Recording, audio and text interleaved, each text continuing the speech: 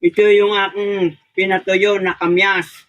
At aking pinakita mo rito dahil dun sa mga viewers na nagko-comment kung saan ba ginagamit itong pinatuyong kalamyas. Ito mga kabayan ay napakaraming pinagagamitan. Pwede natin gamitin ito sa paksiw, ating pampaasim at napakasarap din ito sa mga sinaing na isda, lalo kung ang tinik ay ang yung natutunaw sa dila. Napakasarap din ito at ito pwede na rin pang-ulam. Ipinanguulam ko na rin pagkabubos na yung isda.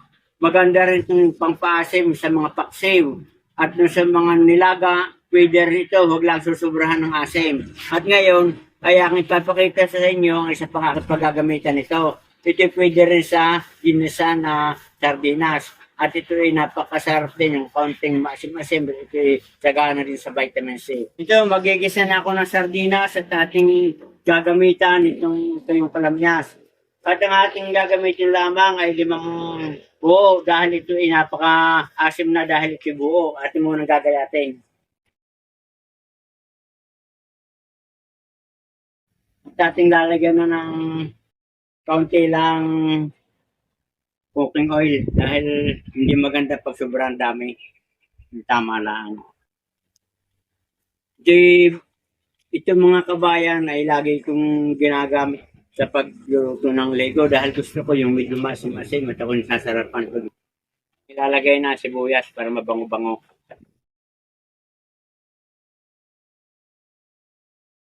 Atin ang sardinas. At ating lalagyan isang basong tubig.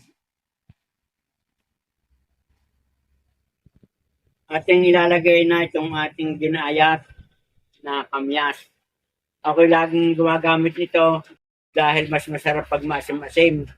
At ito naman ay antioxidant din. Marami ding maitutulong sa ating katawan. At sagana sa vitamin C itong kamyas. Ating hintayin ng maluto at kumulo at ating aahunin at pwede na pangulam sa kanin. Yan ito mga kabayan. Luto na yung ating ginisang sardinas. Yan. Dinami-damihan ko ng sabaw at ako'y mahilig sa pangsabaw sa kanin. Yan. Tikman natin. Tama mga kabayan. Pangagat yung konting asim na ating inilagay ng kamyas. Ay ngayon ay atin ng aahunin at ilalagay natin sa bowl.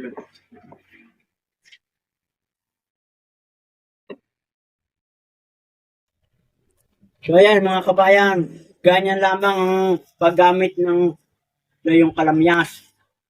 Marami itong pang ibang sangkap na lutuin na pwede natin paggamitan. Kahit sa sinigang na gulay na bulang lang, pwede rin siyang gamitin natin. At marami pang iba na pwedeng pagsangkapan yan. Good luck and good health at sana may natutunan kayo mga kabayan. Magandang araw sa inyong lahat.